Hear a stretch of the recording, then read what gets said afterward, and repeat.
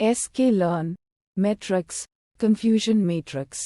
Description: the confusion matrix function calculates a confusion matrix, a table summarizing the performance of a classification model.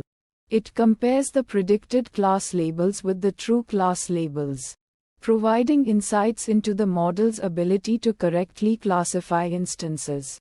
Inputs: y true, an array of true class labels. Y pred, an array of predicted class labels. Outputs: confusion matrix A to D array representing the confusion matrix. The rows correspond to the true classes, and the columns correspond to the predicted classes.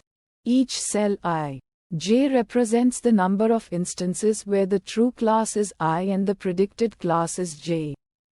Labels: an array of class labels, ordered according to the rows and columns of the confusion matrix.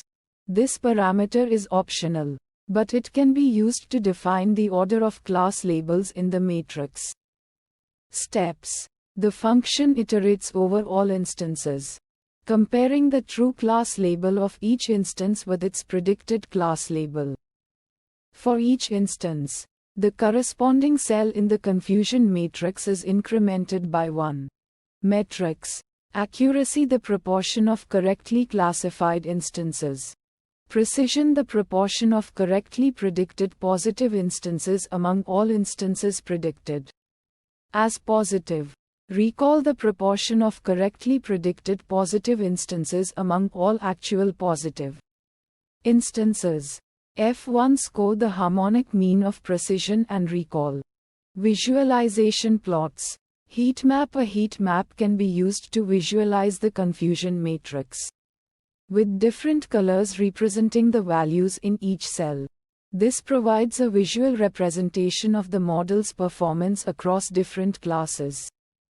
Confusion matrix plot: a graphical representation of the confusion matrix, with the true classes on the y-axis and the predicted classes on the x-axis. The size of each square represents the number of instances belonging to that combination of true and predicted classes. Fine-tune parameters. Labels: this parameter allows you to specify the order of class labels in the confusion matrix. It can be useful if you want to arrange the classes in a specific order for better visualization or analysis. Uncertainty methods. Confidence intervals. Confidence intervals can be calculated for the values in the confusion matrix to estimate the uncertainty in the model's performance. This can provide a more robust assessment of the model's accuracy. Challenges and fixes. Challenge 1: imbalanced classes. If the classes in the data set are imbalanced, the confusion matrix might not accurately reflect the model's performance. This is because the model might be biased towards the majority class, resulting in a higher number of correct predictions for that class, while potentially misclassifying instances from the minority class. Sample use case that resulted in challenge 1: a dataset with 90 positive instances and 10 negative instances. The model might achieve high accuracy by simply predicting all instances as positive, but this would not be a good indicator of its true performance.